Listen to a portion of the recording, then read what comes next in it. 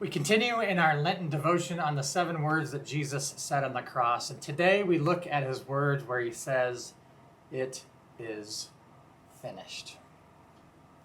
As we have been doing, we're going to take a look at a character and the story for each week. And today we're going to take a look at Caiaphas.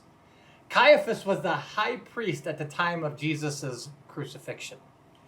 He was a religious leader, which means he didn't like what Jesus was saying. And we can understand from his perspective as we read in the book of John, in John chapter 11, that he truly believed Jesus was saying things that was going to cause trouble for the people of Israel. See, Caiaphas and the religious leaders, although, yes, having their selfish moments and wanting people to look to them for advice instead of Jesus, also had this belief that there was this arrangement with the Roman Empire that they could practice their religion. And if Jesus came along and people started to follow him instead of looking to the Romans, that the Roman Empire would just wipe them out. And so we read in the book of John how the people were so concerned about Jesus causing all these problems that Caiaphas says this, and I'm going to read from John chapter 11, verse 50. He says, "You do not realize that it is better for you that one man die for the people than that the whole nation perish." You see, when we look back at that, wow, how true words were being actually said by Caiaphas, but that's not what he meant it as. He meant it as, it's better for this guy to die than it is for the whole nation to be wiped out because of his teachings. That's what they believed. But really, in the end, it was actually true words that Jesus truly died for all people. Now, can you imagine Caiaphas having those feelings then and looking up at Jesus on the cross and Jesus saying the words, "It is finished"?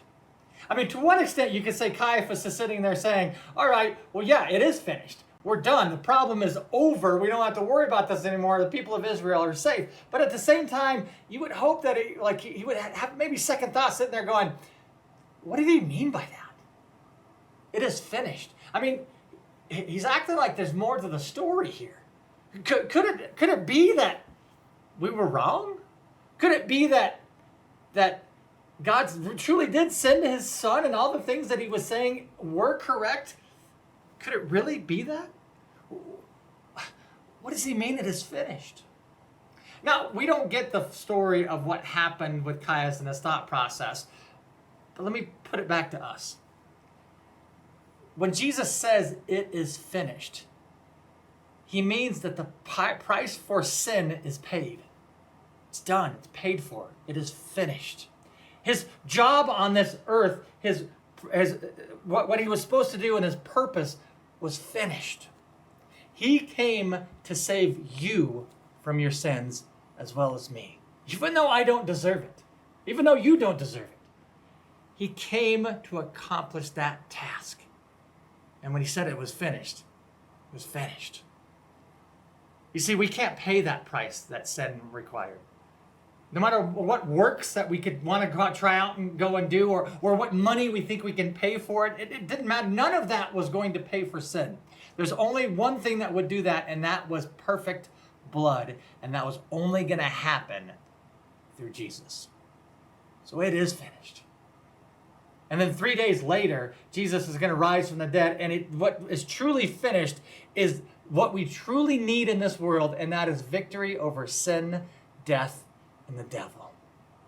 Understand that no matter what may happen in this world, no matter what tribulations, what difficulties, what great joys, whatever in between, what is really truly matters, it is finished.